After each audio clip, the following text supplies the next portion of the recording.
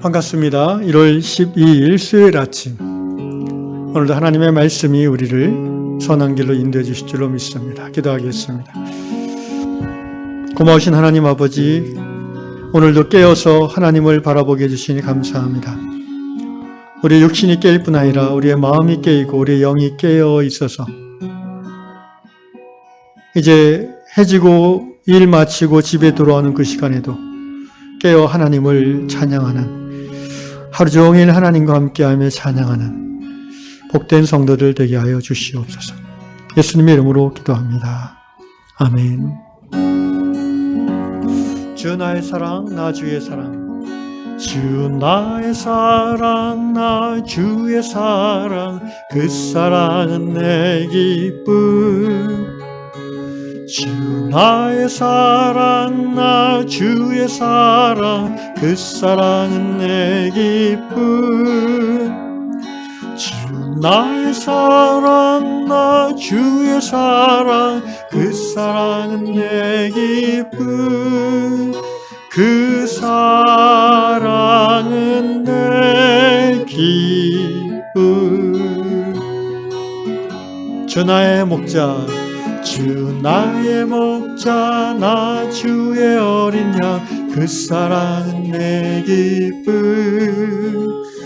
주 나의 목자, 나 주의 어린 양. 그 사랑은 내 기쁨. 주 나의 목자, 나 주의 어린 양. 그 사랑은 내 기쁨. 그 사랑은 내 기쁨. 주 나의 신랑, 나 주의 신부. 그 사랑은 내 기쁨. 주 나의 신랑, 나 주의 신부. 그 사랑은 내 기쁨. 주 나의 신랑, 나 주의 신부. 그 사랑은 내 기쁨. 그 사랑은 내 기쁨.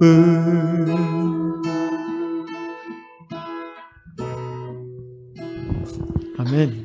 네, 하나님께서 이 아침에 주시는 말씀, 이사야서 62장 4절 한 절 읽겠습니다. 다시는 너를 버림받은 자라 부르지 아니하며 다시는 내 땅을 황무지라 부르지 아니하고 오직 너를 헵시바라 하며 내 땅을 뷸라라 하리니 이는 여호와께서 너를 기뻐하실 것이며 내 땅이 결혼한 것처럼 될 것임이라. 아멘. 오늘 다락방 이야기는 캘리포니아에 사시는 마이크 형제님의 이야기입니다. 형제님은 학창시절 별로 그렇게 모범생은 아니었던 것 같습니다. 성적은 바닥이었고 수행평가는 많은 경우 부정적인 말들로 채워졌습니다. 또 마이크 형제 본인도 자기가 그렇게 평가받는 것에 큰 불만이 없었다고 합니다. 그런데 언젠가 한번 그 선생님 중에서 수행평가란에 마이크에 어떤 부정적인 면을 쓰지 않고 장점을 기록해 준 선생님이 있었다고 합니다.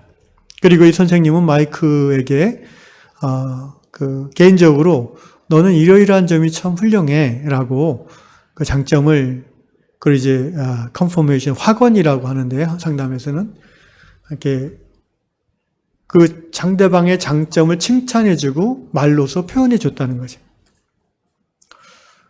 놀라운 것은 그날 이후 마이크 형제의 이 삶이 바뀌기 시작했다는 거예요.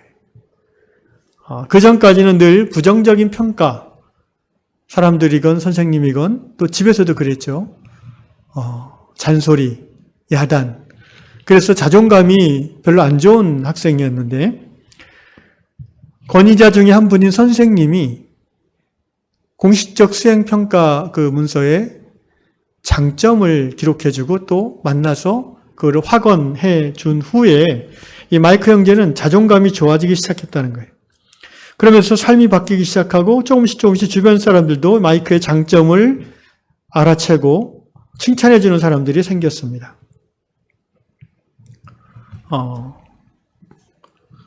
이 선생님은 마이크의 인생에 있어서 어떤 그 전환을 야기하는 역할을 해준 그런 훌륭한 선생님이었다는 거죠. 여기 이 다락방의 표현들하면 마이크 형제의 옛 정체성을 벗어버리고 새로운 정체성으로 살아갈 수 있도록 전환점을 마련해 준 분이라는 겁니다. 훗날 마이크는 믿음의 관점에서 자신의 이러한 변화가 하나님이 인도하시는 변화, 트랜스포메이션이었음을 고백합니다. 그러면서 이제 이사야 62장 말씀을 본문으로 제시했는데요. 오늘 4절 말씀 보시면 다시는 너를 버림받은 자라 부르지 아니하며, 그래서 너는 이제 이스라엘을 말하는 거죠. 다시는 내 땅을 황무지라 부르지 아니하고, 세상을 살아가면서 버림받았다는 느낌을 가질 때가 가끔 있습니다. 그죠? 내 인생이 황무지 같다라고 느껴질 때도 있죠. 누가 그렇게 비난하거나 그렇게 평가해서인 부분도 있지만 많은 경우는 자기 스스로 그렇게 자신에 대한 부정적 평가, 스스로 비참해지는 거죠. 어떻게 보면 세상이 우리를 그렇게 만들어간다고 볼 수 있습니다.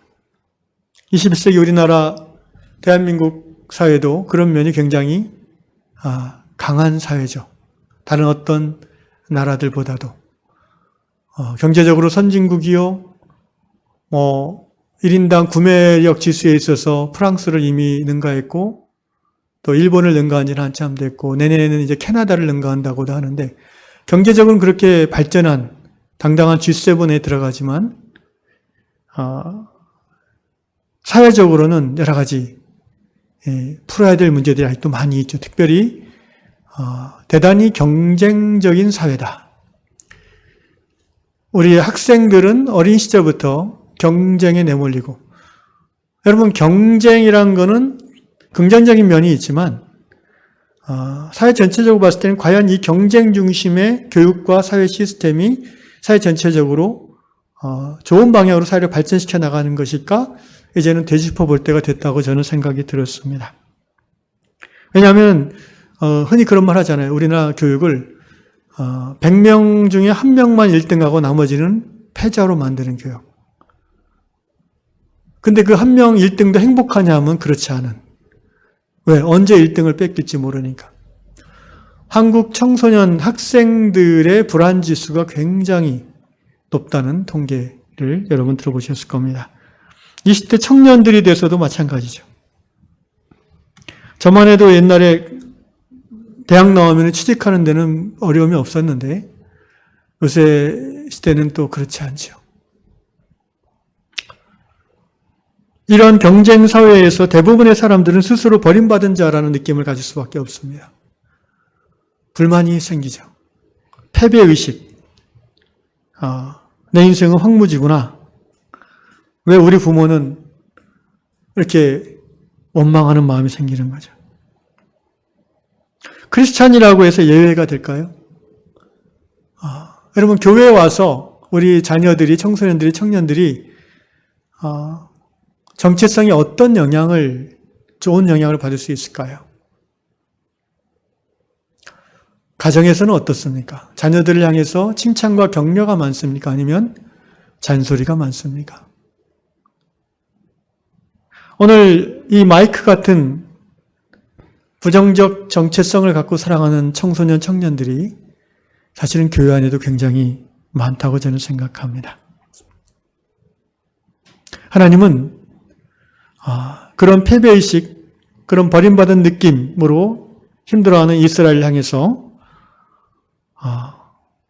그 이스라엘의 단점, 죄악, 허물을 지적하시는 것이 아니라 그의 변화될 모습, 그의 소망 가운데 있는 모습들을 바라보시며 이렇게 선포해 주십니다. 다시는 너를 버림받은 자라 부르지 아니하며 다시는 내 땅을 황무지라 부르지 아니하고 오직 너를 헵시바라 하며 내 땅을 뷸라라 하리니 이는 여호와께서 너를 기뻐하실 것이며 내 땅이 결혼한 것처럼 될 것입니다. 헵시바라는 말의 뜻은 나의 기쁨이 그에게 있다라는 뜻입니다. 뷸라라는 말은 히브리어로 결혼한 여자, 결혼한 사람이라는 뜻이죠. 이 당시에 여자가 결혼하지 않은 것은 굉장한 수치였고 버림받음이었습니다. 이스라엘은 결혼하지 못한 여자와 같은 버림받은 느낌을 가진다는 거죠. 그리고 헵시바, 하나님의 기쁨에 하나님의 노여움을 받는 위치에 있었죠. 하나님을 떠났기 때문에. 선지자들이 그 부분에 대해서 하나님의 경고를 이야기함과 동시에 경고로, 비난으로, 정죄로 끝나는 것이 아니라 항상 선지서를 보면 소망의 말씀이 함께 끝에 나옵니다.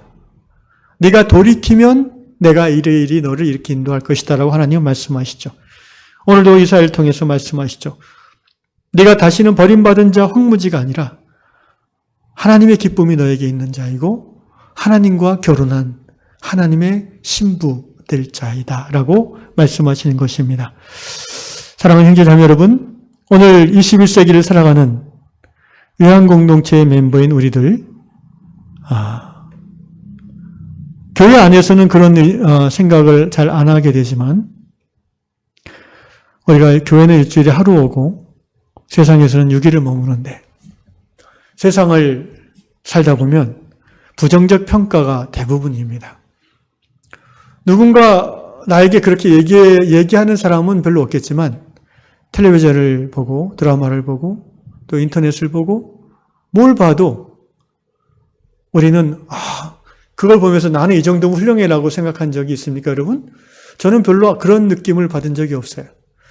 텔레비전 보면은 다들 비싼 차에 좋은 집에 아니면 가난한 사람도 그렇게 다 잘생겼는지 하여튼 방송이란 거는 항상 보여주기 위한 부분이 중심이다 보니까 보다 보면 자기 안에 열등감이 느껴지죠.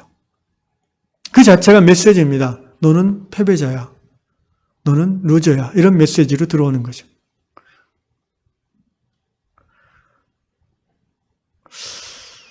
예수를 믿는다는 것은요, 새로운 정체성을 얻는 것입니다. 오늘 하나님께서 우리에게 얘기하신 바, 우리는 하나님의 기쁨이 되는 사람이라는 정체성을 받은 사람들이죠. 그 세상에서 말하는 거짓 정체성에 얽매여서 우울함과 패배자의 삶을 사는 자들이 아니라 그 세상의 거짓말을 이겨내고 신앙 안에서 하나님의 자녀됨의 정체성을 회복하고 하나님의 기쁨이 내 안에 있다라는 이 말씀을 받아들임으로 오늘도 경쟁의 세상, 버림받은 땅과 같이 여겨질 수밖에 없는 세상을 살면서 하나님의 기쁨, 하나님의 신부되는 그러한 저와 여러분 될 수 있기를 축원합니다. 이 아침에 그 부분을 가지고 기도하면 좋겠습니다. 나이가 많든 적든요, 여러분, 자기 안에 건강하지 않은 정체성들이 여전히 있어요. 이 부분을 하나님 앞에 이 시간 내려놓고 그 시작이 어렸을 때 부모의 어떤 잘못된 꾸짖음이든지 왜 그런 말 있잖아요. 내가 왜 너를 낳는지 모르겠다라든가 너는 도대체 장래 뭐가 될래? 굉장히 이게 정체성에 영향을 주는 단정적인 말들이거든요. 사실 이런 말을 성경은 저주라고 합니다. 저주예요, 이게. 그 부모가 그걸 저주라고 생각했으면 안 했을 테지만 그 부모도 그 자기의 부모에게 듣고 자기 안에 배어있는 가치관이에요, 그게. 그걸 성경은 저주라고 해요. 대를 이어 내려오는 저주죠. 그 저주는 4대까지 가고 하나님의 축복은 1000대까지 간다고 말하지 않습니까? 우리는 이제 저주를 끊고 자기 스스로에게 먼저 축복의 선언을 해야 돼요. 너는 하나님의 기쁨이 되는 자다. 나는 하나님의 신부된 자이다. 그러한 기도의 고백을 통해서 이 아침에 여러분의 정체성이 새로워질 수 있기를 주님의 이름으로 축원합니다. 기도하겠습니다. 감사합니다, 주님. 우리에게 새로운 하나님의 자녀됨의 정체성을 부여해 주시고 깨닫게 해주셔서 감사합니다. 경쟁사회, 자본주의 사회 속에서 우리는 가진 것이 없고 또 누리는 것이 없고 지위가 없고 사람들이 알아주지 않기 때문에 스스로 버림받은 자라고 느낄 때도 있고 오죽하면 이생망이라는 말이 젊은이들에게 유행이겠습니까? 이번 생은 망했다. 주여, 이러한 부정적인 정체성을 키워주는 거짓된 말들에 우리의 자녀들, 우리 성도들이 속지 않게 해주시고 하나님 앞에서 하나님의 기쁨이 되는 새로운 정체성으로 이 아침에 거듭나고 변화되는 은혜를 더하여 주시옵소서. 우리 유향의 가정마다 하나님이 주시는 올바른 정체성을 토대로 한 칭찬과 격려, 확언이 문화로 자리 잡을 수 있는 가정, 교회 되게 하여 주시옵소서. 예수님의 이름으로 기도합나이다. 아멘.